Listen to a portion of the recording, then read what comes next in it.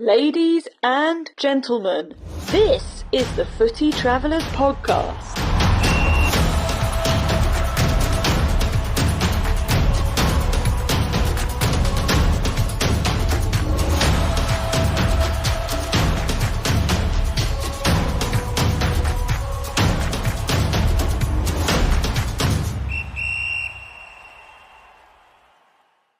Well, Kudzi, welcome to the Footy Travelers Podcast. It is fantastic to see you once again after our experience together at the Women's World Cup down under. Yeah, good to see you guys again.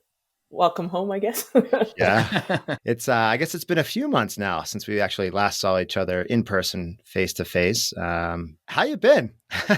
What's life been like for you post World Cup? It's weird because while everyone else was on break, the people covering the World Cup were working. And then now that the World Cup is over, it's like everyone else is rushing back into I'm going to call it football because I'm used to that. But everyone else is rushing back into football season. And I'm kind of slowly re-entering football season. Yes. So it's weird. It's I remember when I got back and I think it was the first round of NWSL games that had started up again. Mm-hmm. And I was chatting to the others who had gone to the World Cup, who had stayed the whole time.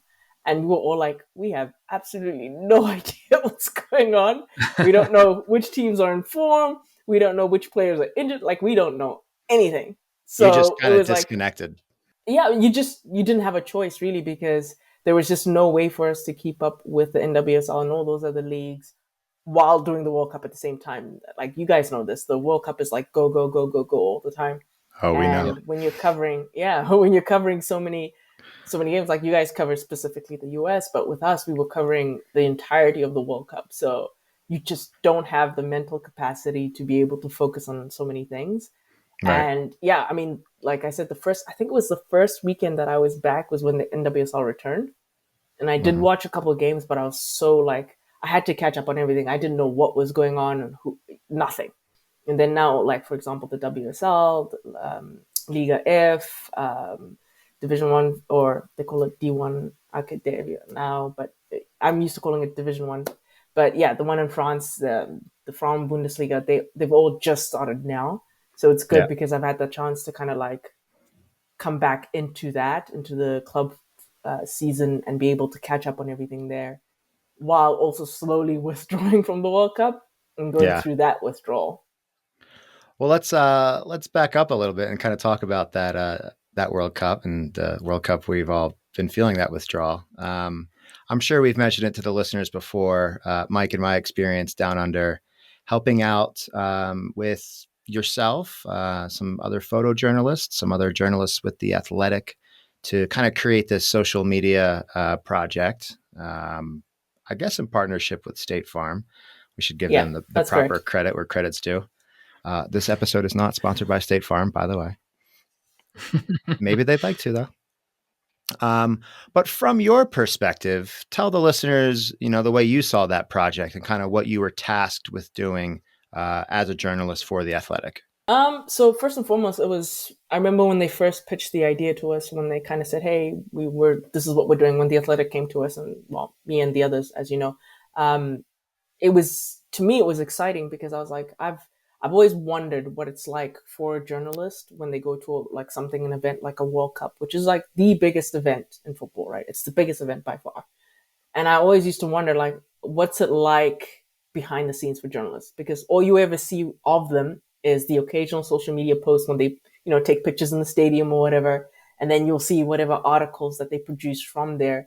But no one has ever kind of gone behind the scenes to say, hey, how is your day today? What are you doing from the minute you wake up to the time you finish writing and then you go to sleep? Or how do you travel? How do you plan all that travel? How do you plan how much you take with you, what you leave behind? How do you take care of yourself, just in the sense of making sure you're eating right, you're getting enough sleep, all that kind of stuff, right? Yeah. So when they introduced it to us and they said, we want to try and do a behind the scenes. And obviously with you guys, I did more of being within the fans, the fan zones and stuff like that. So, but the overall project was just trying to see what it's like for us during a World Cup. So Right. all that time we were just constantly recording, and they wanted us to record almost every day. No, in fact, every day. They wanted us to record every day just to kind of show what we were doing, right? Yeah. And then obviously they decide after that what they want to use. But Yeah. yeah, it Yeah. was good fun. It was a different experience for someone who's just used to writing and not being in front of a camera. Yeah. So a little more than just a day in the life, more like all the days of your life, all at once for Yeah, 30 pretty some much. days. Yeah. And it's Pretty a little much. bit of a flavor of like kind of how we try to do it as well. Like we try to document as much as possible. The experience. And yeah, the experience. But I think it is cool that you were able to be a part of kind of a new perspective for journalists specifically. So, but kind of going to more of an origin question, how did you get to where you are today as, say, a football fan, as a traveler, and also as a journalist, like a professional journalist? Yeah. So I'll start right at the very beginning. I was born and bred in Zimbabwe. So if you were born in that part of the world, football is king. And then followed by rugby and then cricket. So Yeah. I think from an early age, from as far back as I can remember, I watched football with like friends and family constantly. Like every weekend, people were parked in front of their TVs watching the Premier League mostly, but like just watching football all the time. So I just grew up with it. I, fell in love with the sport once I figured out what was going on. And yeah, so that's pretty much how it was. I've been a fan for as long as I can remember. I've been a fan of the game and obviously of various teams and various players and stuff like that. And then I think I remember my introduction into the Women's World Cup was the 2011 World Cup.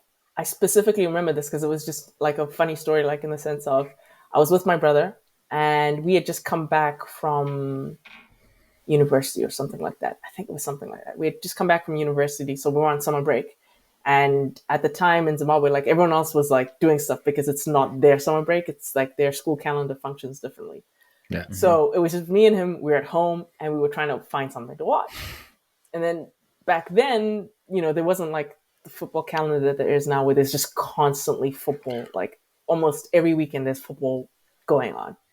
Right. And so because we had never watched women's football before, we used the men's football calendar. So we were trying to find like, is there a friendly going on? Like something has to be going on. We were bored. And then, and then we just saw like this listing that just said, oh, World Cup. And it said Brazil versus USA. And we're like, USA is playing in a World. Wait a second. It's 2011. How can there be a World Cup? Right. But it was very confusing. So we clicked on we switched the channel to it. And then we're like, oh, okay, it's women's football. That makes more sense because they were like, there's no way there's a World Cup. There was one last year. And then, as you all know, that game was like insane, right? Like, I think I started watching sort of just before the end of the first half. And then I obviously watched the rest of the game. That's when I came into the game. And that captured my imagination. I was like, this is incredible. What is this? How come I didn't know anything about it before? Who are these people? Kind of thing. Who's Marta? So, yeah, who's Marta? Like, who's Abby Wambach? What is this, right? Yeah, so I ended up watching the entirety of the World Cup, and I just followed the US because I was like, oh, they did this great thing against Brazil. I'm just going to follow this team. And obviously, I knew, like, because of everything that happened in Japan at that time, I kind of kept an eye on the Japanese team because I was like, oh, they're making it to the final. This is a huge story kind of thing. And then, yeah, so that's pretty much my introduction to women's football. And then I remember thinking to myself, oh, I want to see these players more. But then at the time, the leagues and like the broadcasting of the leagues were like, it didn't exist kind of thing. Basically, there was barely anything going on. And I couldn't figure out how to watch them. So the next time I ended up watching women's football was the Olympics. Because I was like, oh, okay, well, for sure, this is going to be on TV. It's the Olympics. There's no way it's not going to be on TV. Yeah. So I watched them again. Obviously, the US, I watched them again. I followed Canada because at the time I was then in Canada. So I followed the Canadian team, watched, their journey as well in the Olympics and everything. And then after the Olympics, they announced that there was going to be the NWSL. So I was like, perfect. I can now watch these players all the time. Yeah. And that's pretty much how I got into women's football, I guess, as a fan. And then in terms of journalism, my journey is a little bit different because I didn't actually go to journalism school. I have no journalism education background, none. And what I do as my like actual day job is completely different. So, Ah. but yeah. So I remember I was talking to someone. This was back in the days when Twitter was like the wild wild west. But like that Now it was kind of like, is again. Is it but... not still? look, yeah. Yeah. I mean, now it's a bit more structured. Like back then, you could just say anything and everything, and that was the easiest way to find a stream to watch a women's football game Yep. was just go onto Twitter and be like, "Hey guys, I'm trying to watch this versus this. Where can I get a stream?" Kind of thing, right?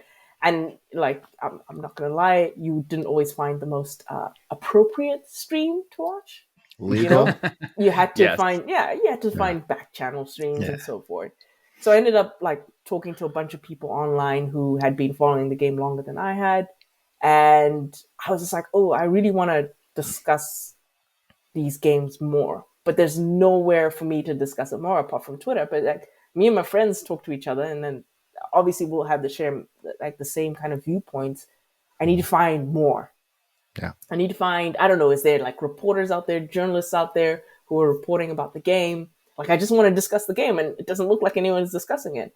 And if you're used to having a football culture where it's constant talk about football, when you find an aspect of football that isn't being talked about, it's almost like, what's going on? Like, it's really confusing. Where is the talk? Why isn't there like article upon article about this stuff, right? So I think I sort of started off just like doing it for fun. A friend of mine had, I think she was writing for fun on Vavel, and then she was like, "Oh, you should join and write for fun." And I was like, "Sure, why not?" Like, I don't have a problem with that. I was like, "I'm not an actual journalist; they're not paying me, so it's fine. I can just write for fun."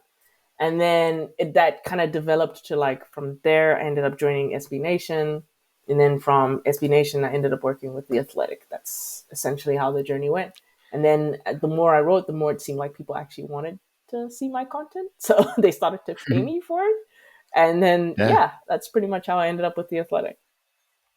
That's amazing. So, I mean, your journey to women's football is almost as equally as unique for most people to your journey to journalism, because I think most people, at least ones that we met during this tournament, many of them have been women's football fans for life or for a long time, playing young, following their home team, that type of thing, still struggling with the broadcasting visibility and those types of things. But like finding the outlet where it sounds like you were a bit older when you were able to really discover the beauty of the women's game. And so with that kind of being the backdrop, do you feel like your perspective is something that you incorporate in your writing, where it's like you have a unique perspective, being someone that really has come to the game a little bit later, being someone that has come to journalism a little bit more unconventionally? Is that like a element of your writing, or do you feel like you've now kind of become sort of in that journalism box? Yeah, I mean, I always find it fascinating because I was actually talking to Melanie this one time when we were still at the World Cup, and Melanie's from Argentina, so she's very, very immersed in football culture, and like her family and friends and stuff are all like Latinos and Argentines and so forth. So we were talking about it, how our perspective as journalists in the US is completely different from a lot of other people, because a lot of other people probably they might have played the sport, but like the football culture in America, if you were to say like compared to everywhere else, is like they're still babies, right? Compared to everyone else, and everyone else is now adults, right? And so like coming into it where you're so used to football being constantly on the TV, constantly in your newspapers, that like you hear the ins and outs of analysis, tactics, everything. Like when it's in your blood, and then you come to a country or to a part of the world where it's not as predominant as you're used to, it gives you a unique perspective, because you're like, okay, I'm coming into this space. You guys are supposedly covering this sport, but you don't cover it correctly. You don't give it the space. You don't give it the kind of verbiage or whatever, or even just like analysis, right? Just plain analysis from like people in studio or whatever. You don't give it what it's supposed to have. If you're supposed to be covering football, this is how it's supposed to be, because like I said, we grew up with it. We know what it's supposed to look like. So when we now come into the space where, and I think you guys have noticed as well, especially with women's football, it was always like personal interest stories, constantly, personal interest stories. It was never about analysis. It was never about tactics. It was never about, hey, why did the US win this game? Hey, why did the US lose this game? What's the head coach doing right? What's the head coach doing wrong? Like, this player, why are they such a good player? Like, is there places they can improve on to make the team better? Is this how they should fit into the team better? Like, all that kind of stuff. It was never there. It was always personal interest stories. So I remember when I really got into it seriously, when I started to get into sports journalism and I guess football journalism seriously for women's football, that was like a point for me. I was like, I want to do analysis. This is football. There's nothing wrong with personal interest stories. But if you look at men's football, like what's filling the back pages, it's not personal interest stories. It's about, did Messi do this trick or that trick? And how did that trick help Inter Miami win? Like, that's the coverage they get. Yeah. Why can't that be the same for women's football? It's still the same sport. It's different people, yes, but it's still the same sport. So you should be able to cover it the same way. And that was a point for me to really kind of go into it and do that. And then, funny enough, I never saw myself as a tactical kind of writer or someone who does analysis or anything like that. I always just thought, I'm just writing. And then it so happens that tactics come into it. But when I got hired with The Athletic, a lot of the stuff they asked me to do was tactical and analysis. And it was kind of surprising to me because, like I said, I don't actually view myself as a tactical writer. I'm not Michael Cox or something. That's not me. At least that's how I view myself. But for whatever reason, when I write, it just comes out. And it might not be like, when they talk about, like, to this day, I still don't know any of this stuff. But when they talk about like zones, like, this zone 1 and zone 2, and I don't know any of that. I don't know what that means, but I just know that the 14 zones. Exactly. I'm just like, this player is supposed to be here. That's all I know. And because that player isn't there, there's a problem. And that's how I write. Yeah. I hearing you say all this, it kind of sadly makes sense, I guess, when you talk about, the personal interest or human interest pieces versus just the hard tactics. And, we're in such a data centric and statistical centric place with men's soccer. And women's soccer is just now coming in, into the more mainstream attention. I'm just hypothesizing here, I'm guessing, but I imagine there's not like a ton of data and statistics for women's soccer at this point yet, for us to see all of those like really hardcore. Well, Messi got 20 touches in the first 20 seconds of this game. And that's every time he does that, then Argentina wins by a margin of X. And I think it's awesome that, folks like yourself, journalists like yourself, are now bringing some of that more, technical and tactical analysis to the women's game, because that's how it's going to grow. Yeah, I mean, you hit it on, like, you really just got it straight there when you said that it's only now becoming mainstream. Like, if you had asked me 5 years ago, I could tell you point blank that there wasn't enough data, even for something like the World Cup. I would pull up a player and you could just not find any data about their club form at all. Yeah. It doesn't matter what club they play for, you can find it. But now with, people like Opta and stuff like that, they've really invested in the data analysis and the statistics and stuff like that. So now when you're now writing an analysis piece, if you happen to have an Opta account, you can log in and do it. I remember at the World Cup, we had Opta people on the ground for every game.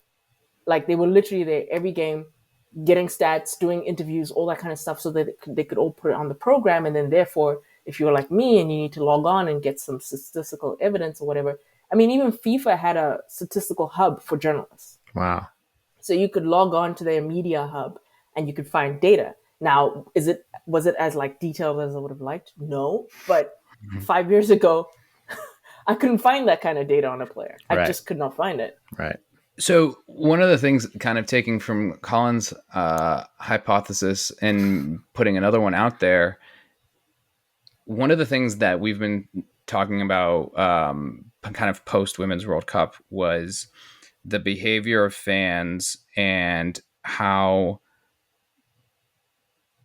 much more kind of positivity there was at the Women's World Cup by comparison to the Men's World Cup, and how I think the women's game really does instill a little bit more authenticity. And that's a word that has been used a lot by comparison. And I wonder, because I love journalism and I love kind of sociology and that how it impacts it is part of the reason that the data and the highly analytical pieces around the women's game impacting the fans in the way in which they interpret the sport. So kind of follow me here. The men's game is highly analytical, and the fans have access to analysis and essentially be able to criticize and scrutinize coaching, tactics, skill sets, data sets, because data is how you make arguments. The women's game didn't have a lot of that, so therefore the fans really just gravitated towards player stories, who they liked the most, sort of how they got into the game, rather than what they did in the game, what the coaches did in the game. And so it made it less contentious, because you don't have a fan that's going and saying that coach did this wrong.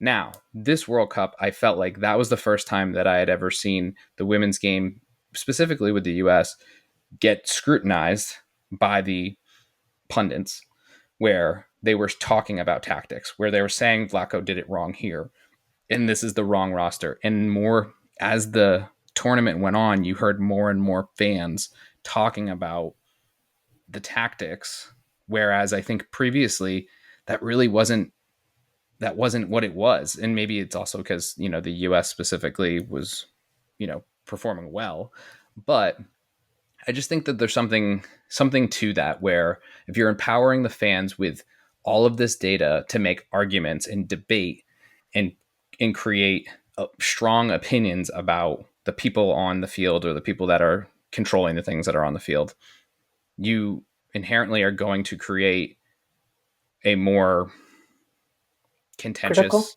a critical environment. And so I think it's interesting that now the data is starting to pick up. Will this be the test to see if the sport becomes more of what we see in the men's side? Because, I mean, we talk about the changeover of managers in the Premiership for the men's all the time. And it's mostly, a lot of times, because the fans feel like they know everything, because they read all the information and then they go to their owners and say, this manager stinks. I know a lot of fans fans like get that. Him out. Yeah. Right. But it's like, that is what dictates a lot of it. And managers now are like, yeah, this is a short-term gig. I have no hope of keeping this job for a long time.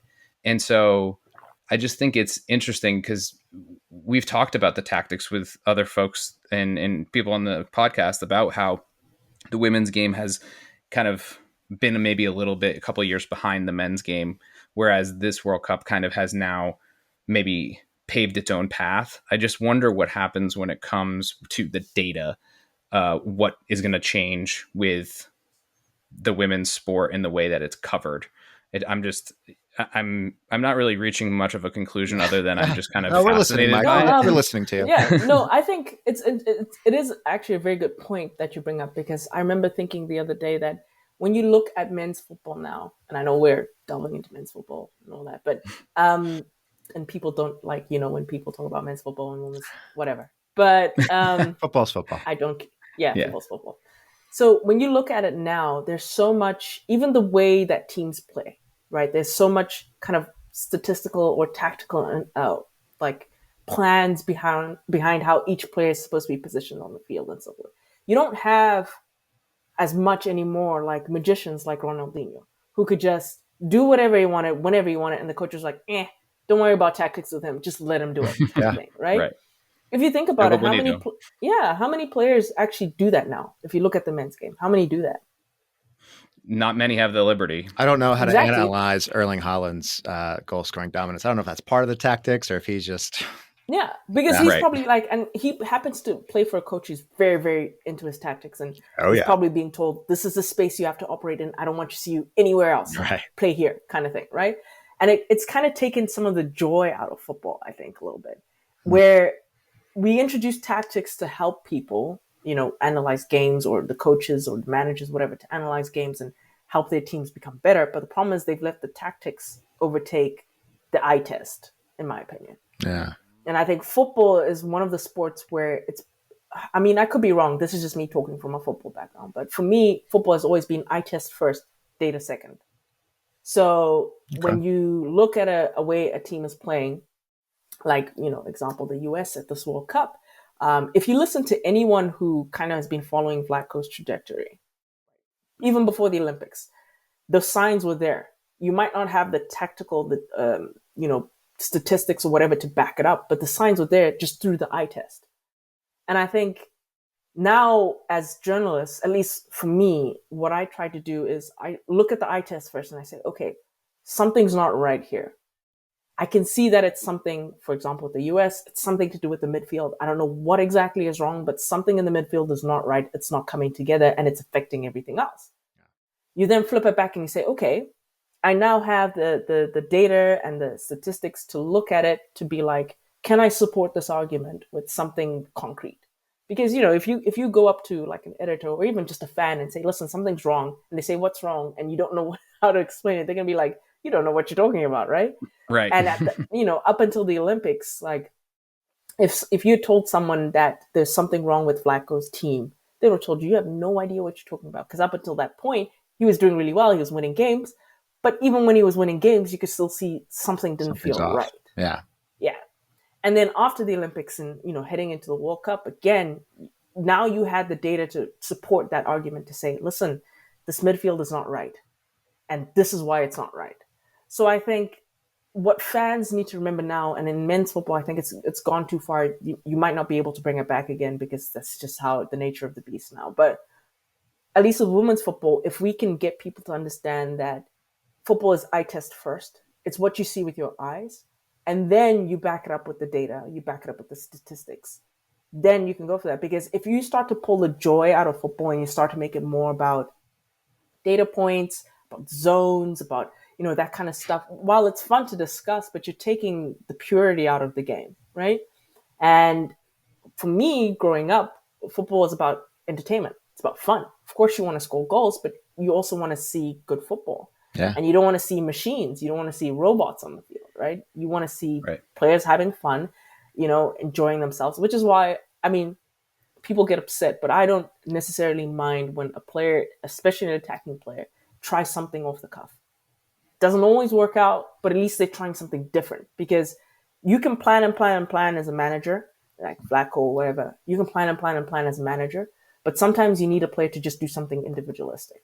Yeah. Sometimes you need them to do something completely off the cuff, some ingenuity or something to be able to break the deadlock, right? And if you look at someone like Pino, like Megan Rapinoe, she was brilliant at that. She could just do stuff that you weren't expecting her to do, whether it's a cross, a pass, whatever. She'd just do something and just break the game open for you. And that's, I think in men's football especially, like it's really being sucked out. And it's so too many players are being told by their coaches, listen, the evidence, the statistics say you have to do A, B, and C. And therefore I need you to do A, B, and C. And it's not enough improvisation anymore. And I think when you draw back to women's football, now that we're starting to get into this data and stuff like that, I think if fans and journalists and managers and all that can just remember that and say, listen, tactics shouldn't overtake how to play the game, right? Yeah. You should never stifle people's creativity. Like you look at someone like Trinity Rodman at this World Cup. The Trinity Rodman you saw at the World Cup is not the Trinity Rodman that plays for the Washington Spirit. That's two different players. I feel that way about a few of the players. Yeah. Yeah. You have someone like Roosevelt. The Roosevelt you see for the US is not the Roosevelt that you see for the OL range. Sophia Smith. Right? Sophia Smith. There's so many of them because on their club teams, they have coaches who have said to them, okay, we have a certain way that we wanted to play. Sure. But I'm also giving you the license to just do something. Yeah. If you feel like you can beat a player, go ahead, beat the player. Take them on, beat the player. How many times did you see a player take on a defender in the World Cup for the US and just say, you know what? Forget the tactics, forget the crosses, how I'm supposed to bring the ball forget all that. I'm just going to take on this player and then I'm going to pass. Yeah. You didn't see it enough. And that was why, when Roosevelt came into the midfield, when she was fit and able to play, that's why she made such a difference, because she was one of the few players who decided it doesn't matter how I'm supposed to play. I'm still going to try and take on someone. I'm still going to try a clever pass. I'm still going to try and, just break free from midfield. Yeah. And women's football is still at that point where you have the tactics, but you're still allowing players to play. Like even a team as structured as Japan, who are very, very structured. But within that structure, they're still letting their players play. Yeah. And I think as long as women's football stays like that, I think you can add data to it and it won't harm anyone, or it won't bring that kind of really critical stuff that you have with men's football now. I mean, the reason why we revere the greats in men's football is because they just did whatever they felt like doing on the day, right? They were artistic, they were creative, they were entertaining to watch. Yeah. Exactly. And that's the joy of football, right? You want to have players on the field who, it doesn't matter if it's a defender. It doesn't matter. Like it's, even like for example, goalkeepers, you don't want them running out and doing, Cruyff turns and stuff, but it's still fun when it happens and they pull it off. I mean, it gives you a heart team attack. loses because of it, but exactly the heart attack moment where you're just watching him. You're like, oh, is he going to send it? Is he going to send it? Oh no, he cut it back. He Cruyffed it. Yeah. So that's to me, like I said, it's always, I think, to keep the game pure, you should always look at it from an eye test position first, because that football's supposed to play it a certain way, certain roles are supposed to be functioning a certain way, and then after that, add the data. After that, add the tactics.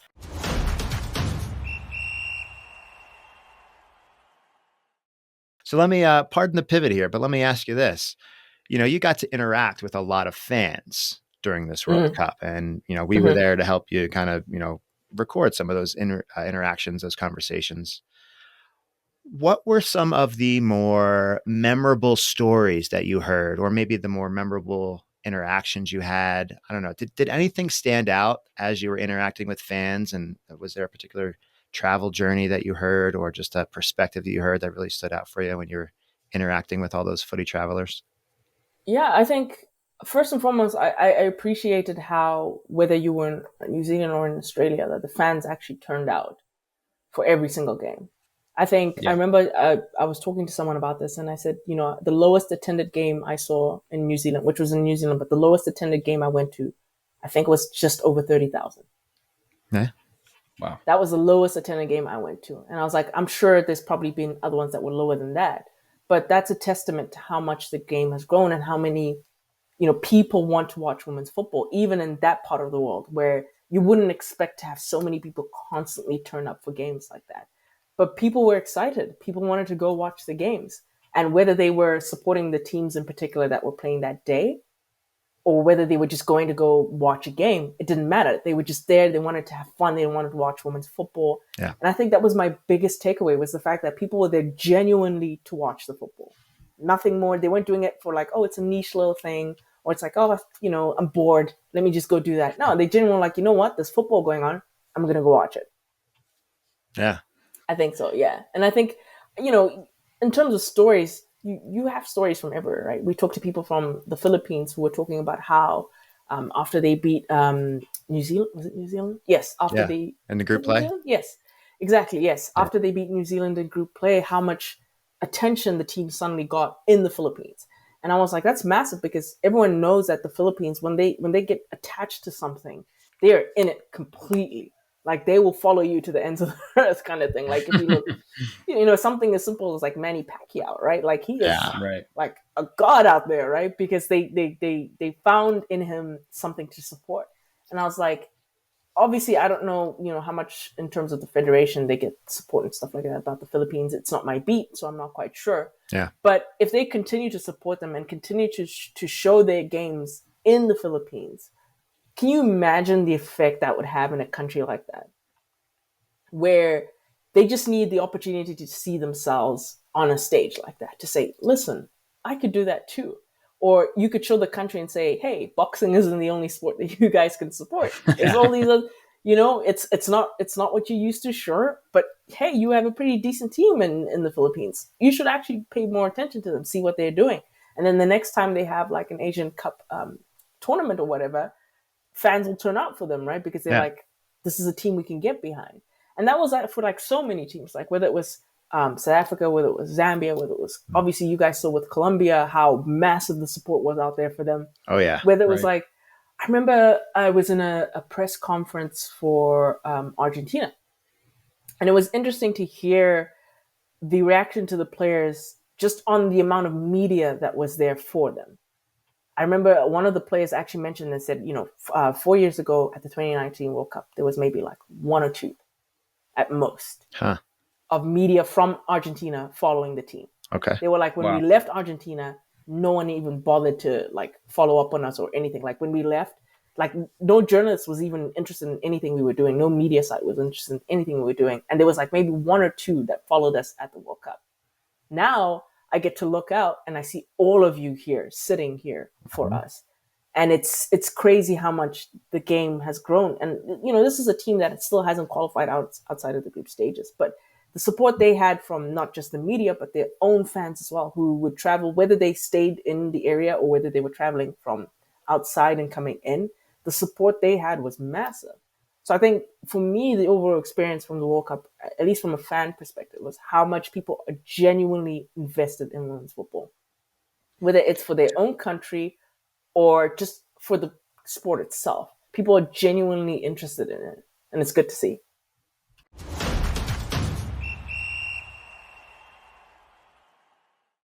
What would you say disappointed you the most in this tournament? I mean, I'm going to tie this in with one of the things we wanted to talk about, which is the piece that I did right at the beginning of the tournament with Gianni Infantino and what he was saying. Go there. You know, about, you know, all the quotes that he came out with before, during, and after the tournament. He's a very quotable man. Oh, my God. And it's never anything good, unfortunately. No, it's not. Yeah. Disappointed is a very good word for us to use here when referring to him. We were talking about going off the cuff and being creative and how, you know, entertaining that can be in a positive way prior to this. I think he's a good example of how not to do that. Or maybe what it's like having a bad PR team. Yeah. I mean, no, because I was in press conferences with him. There's no PR there. It's all him. So, unfortunately. Yeah. But yeah, so just to go back to it, what disappointed me the most was just the amount and the amount of federations that really just don't care about their women's football teams. They just don't care.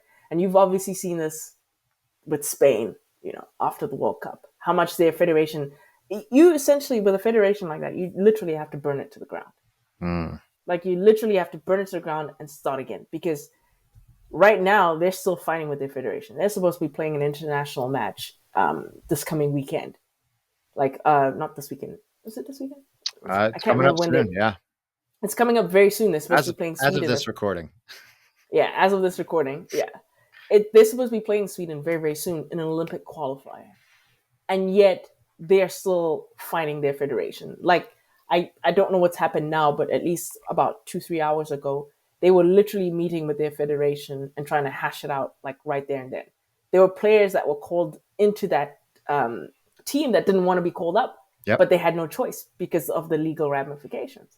So circling back to the World Cup, that was what disappointed me the most, is like, you know, Infantino comes here and he talks about the growth of the game. And he talks about how much money is being put into the game, how much investment is being put into the game, how much FIFA is doing to make sure that every country that was at the World Cup, they have a broadcast deal and all that kind of stuff, which is great because you want to grow the game.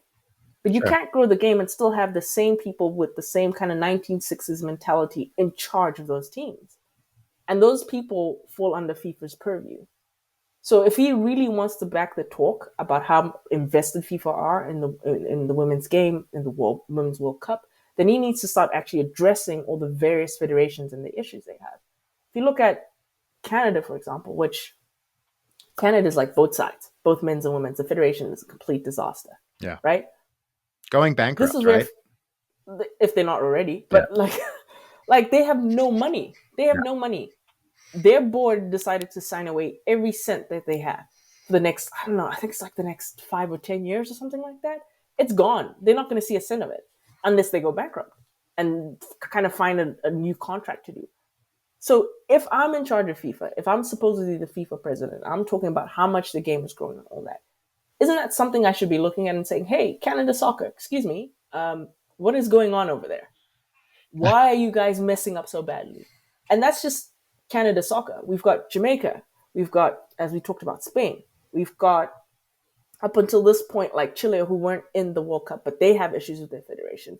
We have Zambia, who right now their manager has allegations against them, and no one is doing anything about it. Yeah, that story died when they left the tournament. It sounds like to me. I haven't heard anything more about it. like they've just been called into international duty again, and he's still there. You know, so I can't say like the tournament itself was disappointing, because if you talk about the actual tournament itself, I can't say that I had any issues with it. It was a great tournament.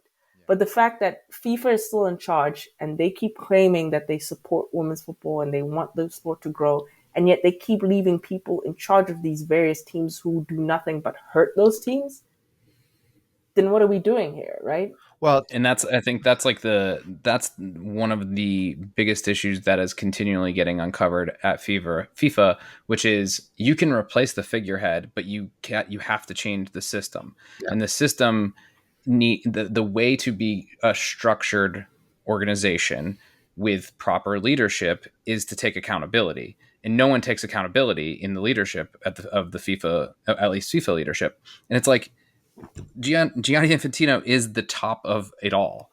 So you, as a leader of any organization, whether you are FIFA or you are a nonprofit or you are, the auto shop down the road, a business, you have to be accountable for everything that comes underneath you. And so Exactly. if you're going to your constituents and saying, well, if you want to make change, like open the door. No, you're the one has to make the change. It's like laughable and like but also like makes you want to cry, because it just doesn't it doesn't make any sense. And I think, to your point, the only way to really fix something like this is to completely dismantle it. And I don't know. I mean, I hope that that's something that could happen in the future. I mean, sadly, I mean, not to tie it back to journalism a little bit, but one of the people that Colin and I, admire so much is Grant Wall, because he was actually trying to break down that structure a little bit at FIFA and like tried to become the FIFA next president and was trying to expose the issues that they were having. And so it's just so sad about, what has happened with him in his passing last year. Rest in And peace. now we kind of lose a champion for change in that structure of world football. So I think you hit it on the head. And I think when people ask like what my impression of the World Cup was, I think we all have been able to see how incredible the play was. It was the best tournament we'd seen, the best outcomes we've seen, the most money that's been generated, the best fan attendance, the best broadcasting viewership. Mm-hmm. And FIFA is going to take ownership of all that, which is so sad, because that's really, I think, an indicator of so many other areas that they're not really, like, I don't know if they should be deserving of all that credit. Yeah. Let me take us here, guys. So we just kind of Sorry, we keep tangenting. No. This is good. This is good, because I think the question I want to take us to next is, we've just discussed all of the kind of negative things, the sad state of women's soccer, the global game, FIFA's, monopoly on what they say are all the great accomplishments of it, when they're really just, taking all the credit where it's not deserved. Optimistically, though, we have the future to look forward to. Kudzi, where do you think, again, we've already talked about where the women's game is now, but where do you think the women's game is going moving forward? To be honest, if I was an investor, I would invest in women's football right now. It is probably one of the fastest growing sports in the world. Like, men's football has hits its peak. It's not going to get any bigger. It's hit its peak. That's it. Like, you're not going to get any more from it. You're just going to keep making money from it, yes, but it's hit its peak. You're not going to make any more money from it. Women's football has so much potential growth in it that, like, anyone who's smart and has the capabilities to say, listen, if I put in this much, and you don't even have to put in as much money as you would in men's football, right? It's still at that point where you can, not yet. If you're like a billionaire, you could put in $2 million or whatever into a team and still produce a lot. And I'm not saying that that's what they should do. I hope they don't do that. They should put more. But, if I had the money and the capabilities, I'd own a women's football team. I really would, because the growth is insane. Like, and it doesn't matter which country you're in. If you look at, for example, Mexico and their women's league there, The federation said, we're going to create a league and we're actually going to invest in it just as we would the men's league. We're going to put in all the advertising, all the marketing, all the money, all of that. We're going to put it into this league and we're going to show it on TV and we're just going to go all out. And it is one of the biggest, like in terms of attendance, it's one of the most or best attended leagues in the world because their, federation, whoever it is that decided that this is what they're going to do with their league, they fully put themselves into it, just like as they would the men's league, right? And I think the growth is there. Like people, we say it over and over again with men's football that you can get to a point where it's oversaturation, where it's just too much of it. Right. It's the same, like it's constantly the same teams, same players over and over and over again, which is fine. If you're a fan of that team, then, the more content, the better. But if you're just looking for something different, women's football is where it's at. It's just like, even if you look at the WNBA, the potential for growth there is massive because yes, the NBA is one of the biggest sports in the world and they have the global stars and all that. But if you're looking for an investment where you're saying, I can't remember the exact statistic, but I know FIFA mentioned it. They said something like the growth between the 2019 World Cup and the 2023 World Cup in terms of how much they're generating. I think they said something like it was like a 200% increase. Wow. Okay. So more than how many double. Sports? Yeah. How many sports can you say have that kind of capability, have that kind of growth? I don't know. Not many, right? Ask me. Very few. I can't name any. Yeah. I mean, I think the future is like, it's right there for women's football. It's right there.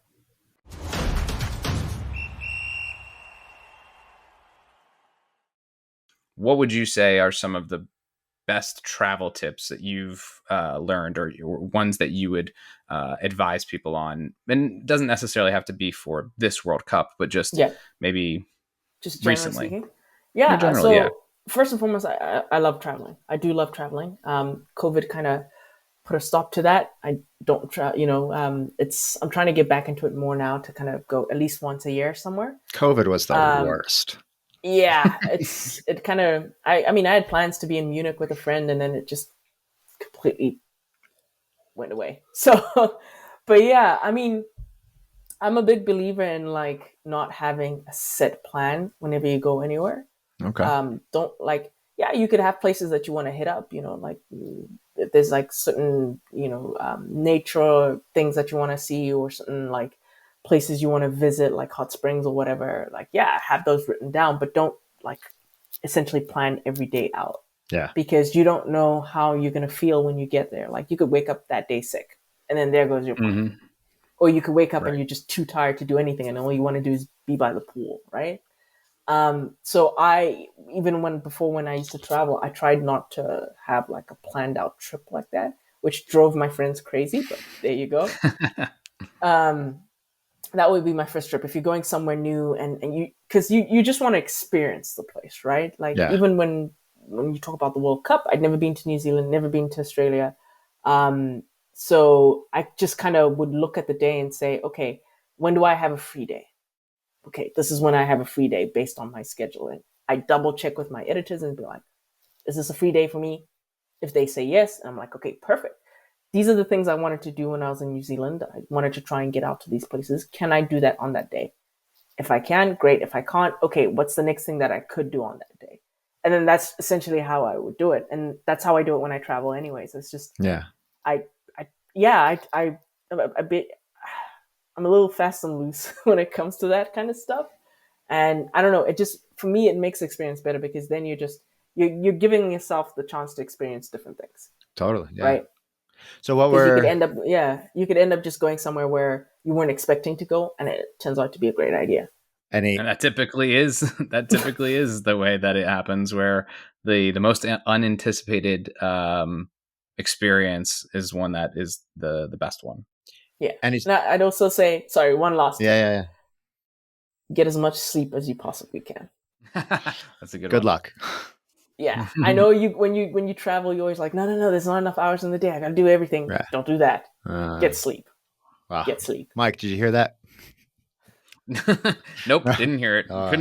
Can't relate. Mike and I have learned that lesson so many times No, and no. We haven't learned that lesson, because if it was learned, then it would be something that we would incorporate. Yeah, fair. We have We've been experienced the downsides of not sleeping, and have yet to incorporate the lesson learned from it. It has not concretized in our brains. I can say that. Right. Yeah, you got to get to that point. You got to get, because then it's, you actually have energy to do stuff. Yeah.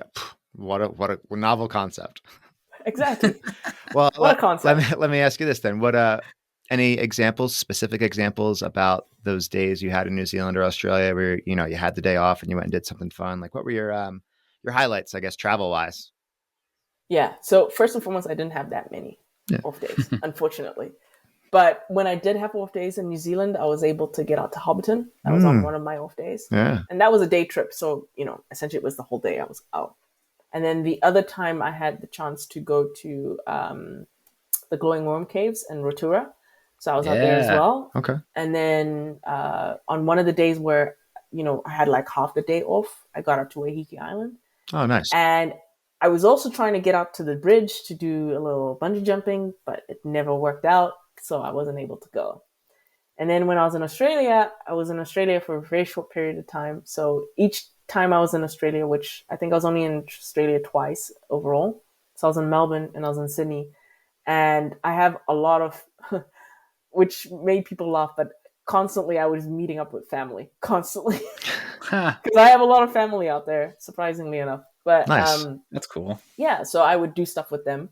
And because they live out there, it's easy for them to like take me places, right? Whereas I don't have to rely on like a tourist map or a hotel like planning schedule thing. Nice. I just hop on a ride with my cousin and they take me around kind of thing. Cool. Are you an adventurous person? You talked about bungee jumping. Have you bungeed before?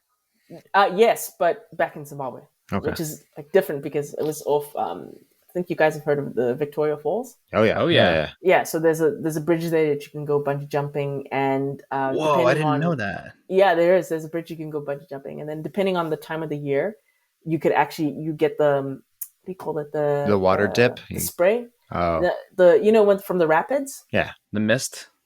No, not the mist from the falls. Like on the rapids. Yeah. Yeah. So sometimes, depending on how high the water is, it sometimes comes up because of the rapids. Okay. So as you're coming down, it meets you, kind of thing. Wow. Right. Because you can go like what's the word? So I'm forgetting the name. You dip your because it's head first. Does your head dip into the whitewash? Yeah. Depending on the time of the year. Wow. Yeah. That's kind of gnarly. I don't know. So yeah. Crazy. Ooh, I'm adventurous, and I've bungee jumped off some pretty high bridges before, but I don't know. I might have to really debate in my head about that decision. There's there's lots of stuff to do out there. You can go whitewater rafting. You can go bungee jumping, as I said. Obviously, you can go see the falls, and then there's which I did once, and I'll never do it again because it was a trip, and I don't think I ever want to do it again. But on the edge of the falls, during the dry season. So this is still Victoria Falls? Yeah. Okay. So it creates in the dry season, there's like pools that create right on the edge of the falls, and they're called Devil's Pools. It's called the Devil's Pools. And you can literally go and sit in those pools, and you're right on the edge of the falls. So you can actually like not over. Strapped into anything. No, you're literally in the river that's going over the falls. You're on the Zambezi River going over the falls. But there's like these rocks. Yeah, because the water's low, so it creates wells, like pools, right on the edge. So you can go sit in them. And I did it. I will never do it again because, that was... I don't know why I did it. I'm a firm believer in doing everything once. Yeah, so Whoa. Once is enough. I'm never doing that again.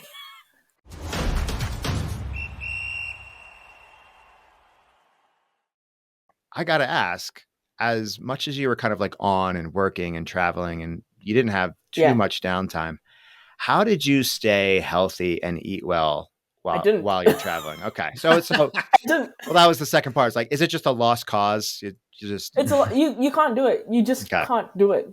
You can't, because especially when a lot of the games, as you guys know, a lot of the games are played in the evening. Mm-hmm. Very rarely did you have afternoon games. Most of the games are usually in the evening.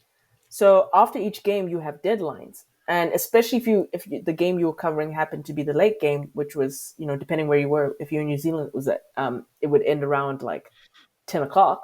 Yeah. Or if you were in Australia, it would end around, I think 8 or depending on whatever time kickoff was, right? Most of the time by 10 o'clock, the games will be over unless they go into extra time. And then you're essentially working from 10 o'clock onwards. And because of the time zones and stuff like that, you want to try get your copies in so that they get posted. For us in particular, they were looking to post them at 8 o'clock Eastern time. Okay. AM? So you're working like, yeah. 8. So you were essentially working with less than like 8 hours essentially to get that copy done, to get it sent in. And then you would have to wake up in the morning, depending on what's going on. You might have to wake up in the morning and do a secondary follow-up piece. Yeah. Or you might do a quick heat. Like I did a lot of like right after the match, like what we call on the whistle reports. So right after the match, I basically had 2 hours to get it flipped around and sent and done and edited and all that. And then they'd have it ready to go for 8 o'clock in the morning. And then sometimes I would do a couple of hours later, I would do a follow-up piece, a more in-depth piece. So it was just impossible. Like you just could not eat healthily because by the time you get home, in this case, by the time you get to the hotel room, it's either 1 a.m. or 2 a.m. in the morning. And you haven't eaten since like 3 o'clock. And I feel like when we saw you the first time, you were headed to the stadium, or you were talking with Georgia about going to watch when you two were planning on eat. Yeah, you were going. Yeah, you were at the. Was it? Where was? You're going to go watch the Spain game, I think.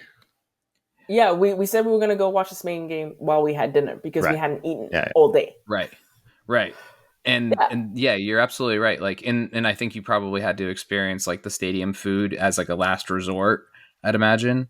Oh yeah, there was plenty of times that we had like inside the media room, they had food for the journalists, like you could buy and stuff. Up until the last time that Auckland was hosting, that was the first time that they gave us all free food. That was the first time. But usually you can go in and get some food, right? You can buy some food for your media. Mm-hmm. But that's a lot of the times, we would get to the stadium having not eaten all day. Wow. Because of work. Yeah. Especially during the group stages, we just didn't have the time.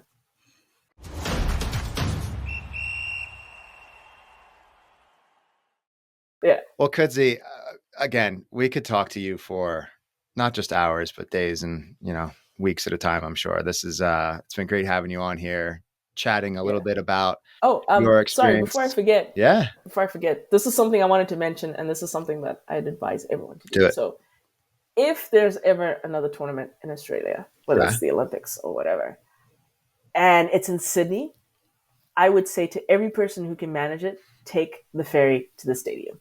Hey, we totally agree. Totally agree. Don't take a taxi. Don't take the train. Don't take like transit. Take the ferry. Listeners, you heard it. Mike and I did the ferry. Kudzi did the ferry. The people in the know took the ferry to the stadium. Seems like a lot of journalists took the ferry because we met a handful of them on that ferry as well. This is true. Yeah, no, honestly, if I had been in Sydney like longer than I was only there for the final. But if I had been in Sydney longer, I would have taken the ferry every time. I love that. Every single time. That is a Footy Traveler tip right there. Yeah. For sure. I just wanted to drop that in there and just make sure people know for next time. Worth it. I love it. Worth it.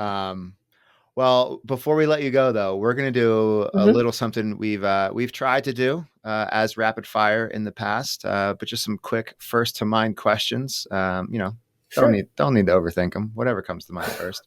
We've subsequently, since we can't really successfully ask these questions very rapidly, Mike and I, we call them our slow trickle questions. So this is considered just the dry season. We tried Victoria Falls question round. That's what this is. Yeah. Okay. Mike, why don't you go first? First question: favorite footy league to watch? Ooh, is this in women's football or men's football? Whatever you prefer. I'm gonna do for both because it makes it fair. Okay. Yeah. Men's football, that's easy. Premier League because I'm a Liverpool fan. Okay. Women's football, I watch the NWSL, so I'm going to say that one. But I'm a big fan of what they're doing in Spain at the moment. Favorite national team?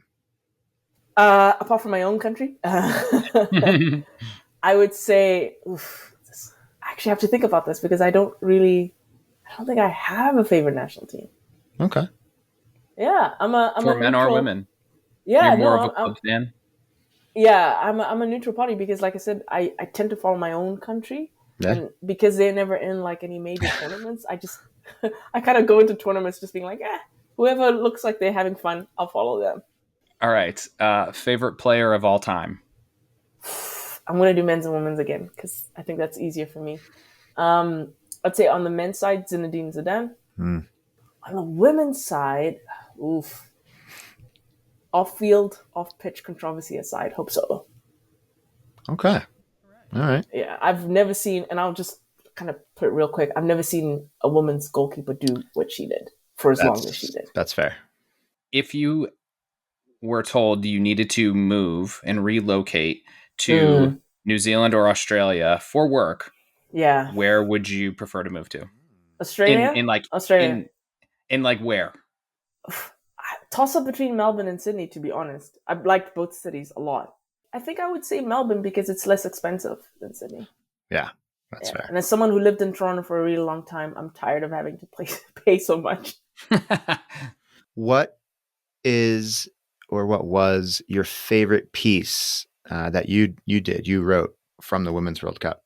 The one you're most proud of? Oh, yeah. Oh, that's easy. I would say the one I did on Sweden and what they were doing tactically, because I basically just inferred that from the very beginning, they kind of knew what they were doing in terms of how they were positioning Fridolina Rolfo.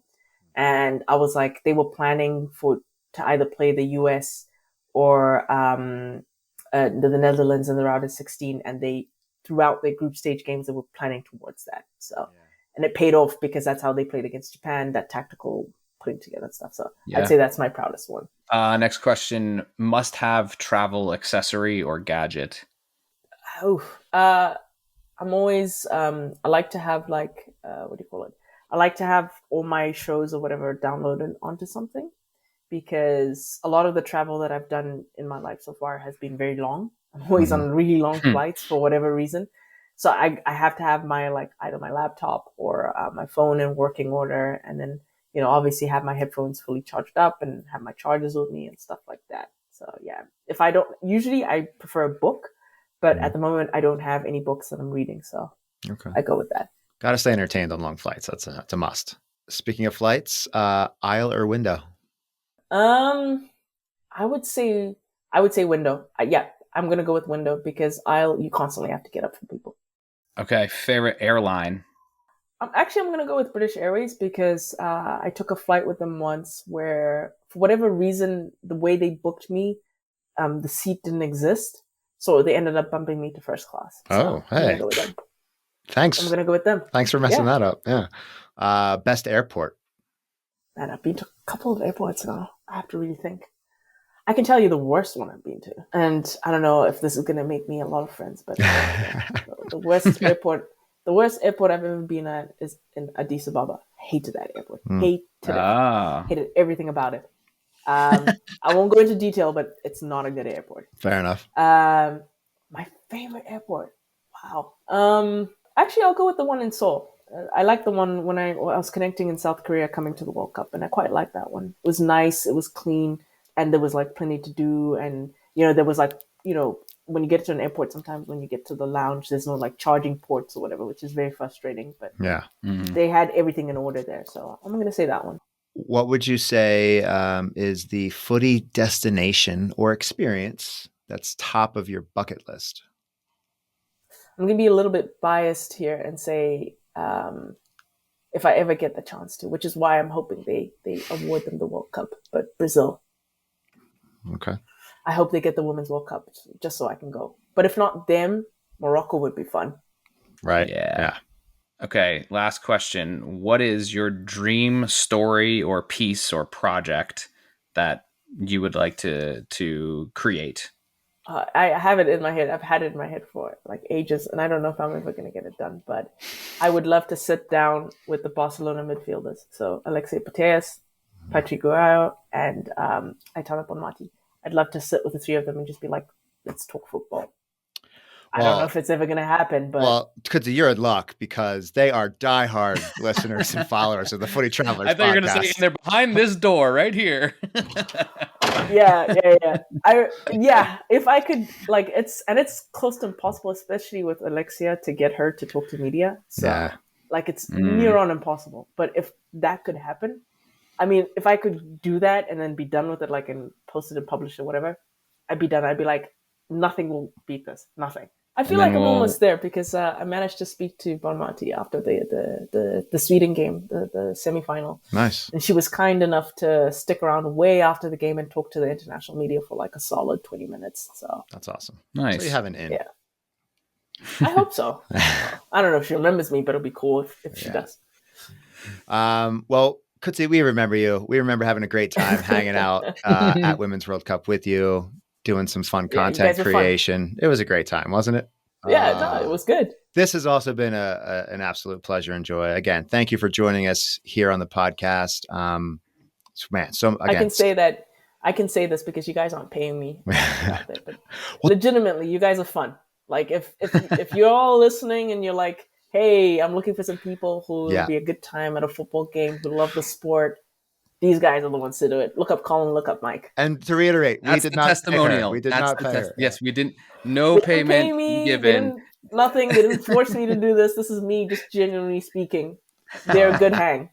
As we like to say, they're a good hang. Likewise.